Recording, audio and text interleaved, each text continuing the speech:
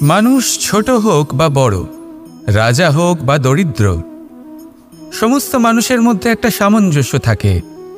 সমস্ত মানুষের কাছে তার প্রশংসা অত্যন্ত গুরুত্বপূর্ণ।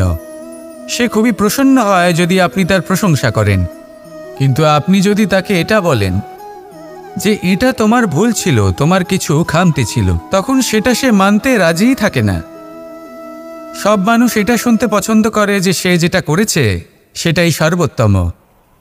এবার আমি আপনাকে একটা কথা বলি, এই হলো নিন্দা, এই হলো প্রশংসা, আর এই হলো সত্য, যা সবার থেকে উচ্চস্থানীয়। সেই জন্য মানুষ আয়না দেখে।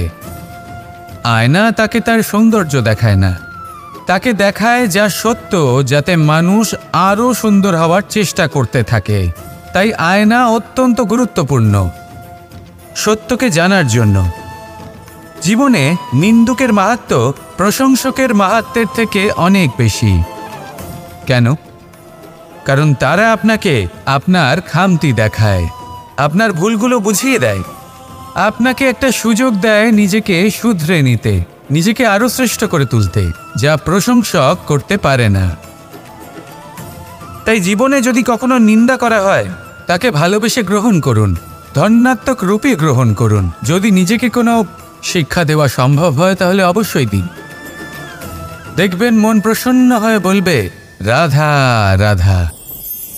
জীবনে কখনো সাফল্য আসে, আবার কখনো অসফলতা, কখনো আশা পাওয়া যায়, কখনো নিরাশা, কখনো জয় লাভ করি, আবার কখনো পরাজয়। এর পেছনের কারণটা জানা অত্যন্ত প্রয়োজনীয়। যদি আমি পরাজয়ের কথা বলি, যখনই আমরা পরাজয় লাভ করি আমরা ভাবতে থাকি যে এমন কেন হলো? আমাদের শত্রু কি বেশি শক্তিশালী ছিল, নাকি আমাদের নীতিতে কোনো খামতি ছিল? এই সমস্ত কারণের পেছনে খুব বড় একটা কারণ থাকে, আর সেই কারণ আমাদের অন্তরে সুপ্ত থাকে। ধরে নিন একটা পথ, তাতে আপনি চলছেন, সেই পথ কাঁটায় পরিপূর্ণ, কিন্তু আপনি পাদুকা পরে রয়েছেন আর আপনি হেঁটে সামনে এগিয়ে যান। এবার এমন একটা পথ এলো যা পুষ্পে ঢাকা, আর আপনি পাদুকা পরে রয়েছেন, কিন্তু আপনার পাদুকাতে একটা পাথর আটকে গেল। তখন দু পা হাঁটাও খুব কঠিন হয়ে পড়ে। এই সংসারের যে কোনো শক্তি আপনাকে পরাস্ত করার পূর্বে আপনি জানেন কে আপনাকে পরাস্ত করতে পারে? আপনার অন্তরের দুর্বলতা, আপনার অন্তরের সেই সুপ্ত শত্রু। আর সেই জন্য ইতিবাচক মনোভাব গুরুত্বপূর্ণ হয়ে পড়ে। ভালো মানুষদের সাথে থাকুন, সৎসঙ্গে থাকুন, বন্ধুত্ব করুন, ভালোবাসুন। এই ভালোবাসা এত শক্তিশালী এক অস্ত্র যাকে ব্রহ্মাস্ত্রও পরাস্ত করতে পারে না। এই সমস্যারূপী পাথর কিছুই নয়। আসুন আমার সাথে ভালোবেসে বলুন, রাধা রাধা। মানুষ যখনই একে অপরের সামনে নিজেদের হৃদয়ের ভাবনা প্রকাশ করে, তখন এক অত্যন্ত প্রভাবশালী মাধ্যম তারা ব্যবহার করে, যাকে ভাষা বলা হয়। এবার আমি দেখেছি যে একজন মানুষ অনেকগুলো ভাষাতেই নিপুণ। আমি এটাও দেখেছি যে মানুষ অনেকগুলো ভাষায় কথা বলে, কখনো কখনো অনেক ভাষা মিলিত করে তার প্রয়োগ করে, উচিত প্রকারে তাকে ব্যবহার করে না, না সেটাকে সম্মান করে, আর না ভাষাকে শুদ্ধ রাখে। আর এটা হলো অনুচিত। যদি ভাষাকে শুদ্ধ রাখেন, তাহলে ভাষা আপনার চরিত্রকে শুদ্ধ রাখবে, তা আপনার একাগ্রতা বাড়িয়ে তুলবে।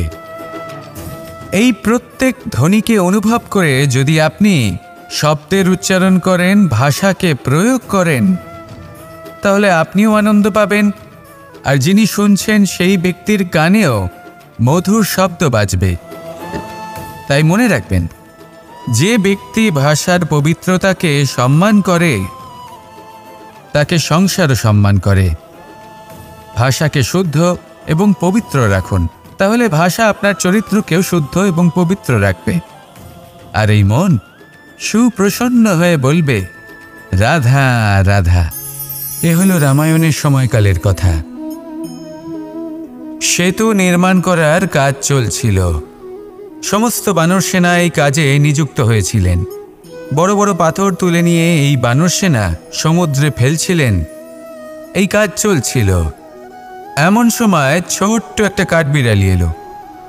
ছোট ছোট মাটির ডেলা হাতে নিয়ে সাগরের কাছে যাচ্ছিল আর বড় বড় পাথরের পাশে রেখে দিচ্ছিল, যথাসম্ভব সেখানে রেখে আসছিল।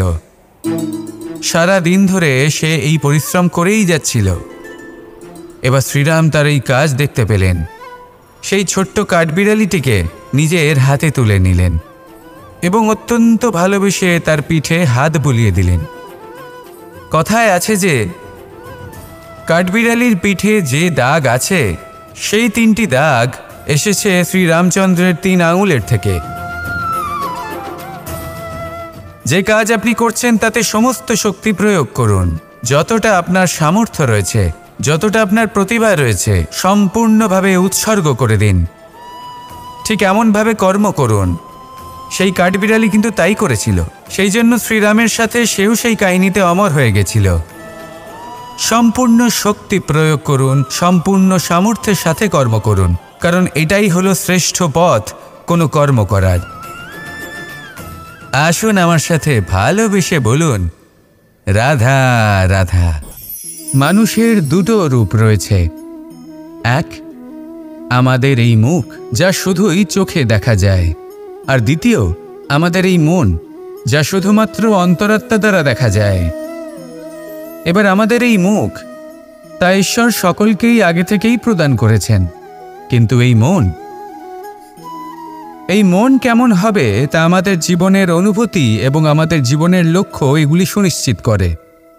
অর্থাৎ নেত্র দিয়ে দেখা যায় আমাদের এই মুখ, তা শুধুই এই কারণে প্রয়োজন যাতে সংসার আমাদের দেখতে পায়, আমাদের চিনতে পারে। কিন্তু যদি এই সংসারে আপনি প্রকৃত অর্থে মান সম্মান লাভ করতে চান, তাহলে নিজের অন্তরাত্মাকে আপনাকে বিকশিত করতেই হবে। দেখুন, কথায় আছে এই যে অসুর, তা শারীরিকভাবে উপস্থিত নয়, তা মনের মধ্যে থাকে। যদি এই মন থেকে অসুরকে বের করে দেওয়া যায়, তাহলে শরীরে তা উপস্থিত থাকবেই না। তাই মনকে শুদ্ধ করুন আর আমার সাথে ভালোবেসে বলুন, রাধা রাধা। এই সংসারে যখন সাফল্যের পথে আপনি অগ্রসর হবেন, তখন আপনার পরিশ্রম, একাগ্রতা, সাহসের সাথে সাথে সমাজের মানসিকতাও সহ্য করতে হবে। প্রত্যেক ব্যক্তি কিছু না কিছু ভাবেন, কিছু না কিছু বলেন। কিছু মানুষ এমন আছেন যারা ভাববেন যে আপনি কিছুই করতে পারবেন না।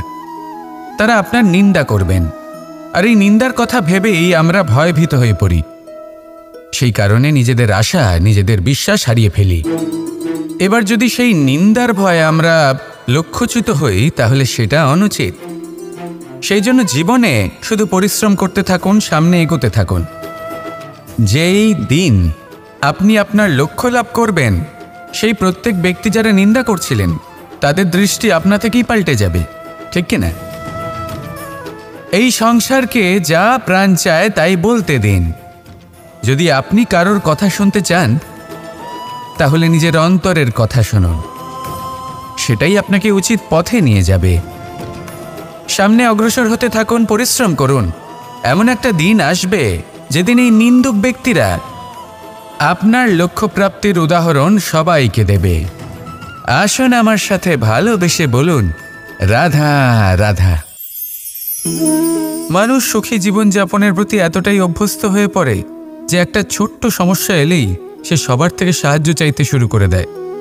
সে সাহায্য লাভও করে এবং সেই সংকট থেকে সে বেরিয়েও আসে।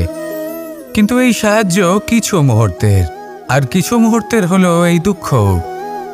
এই 2 মুহূর্তের সাহায্যের জন্য আজীবন আপনি তার কাছে ঋণী হয়ে থাকেন। আর মানবিকতার খাতিরে আপনার মনে কৃতজ্ঞতা জেগে ওঠে। আর সেই কৃতজ্ঞতা বোধ হলো যে আপনি কখনো সেই ব্যক্তিকে ছাপিয়ে যেতেই পারবেন না। সেই জন্য জীবনে সবসময় চেষ্টা করবেন নিজেকে প্রস্তুত রাখতে, সেই সব সমস্যার জন্য, সেই সব বাধার জন্য যেগুলো আপনার জীবনে আসতে পারে। ততক্ষণ সাহায্য চাইবেন না যতক্ষণ না অন্য কোনো পথ না থাকছে। সাহায্য চাওয়া অনুচিত নয়, কিন্তু সাহায্য চাইলে এবং সাহায্য পেলে আপনি আজীবন কৃতজ্ঞ এবং ঋণী হয়ে থাকবেন। আর তারপর একদিন আপনি পরিবর্তন দেখতে পাবেন যে কিভাবে আপনি ছোট ছোট সমস্যার জন্য সাহায্য না চেয়ে বড় বড় সমস্যার সম্মুখীন হতে প্রস্তুত হয়ে গেছেন। এটাই হলো সংসারের নীতি। এটাই পালন করুন আর আমার সাথে ভালোবেসে বলুন রাধা রাধা।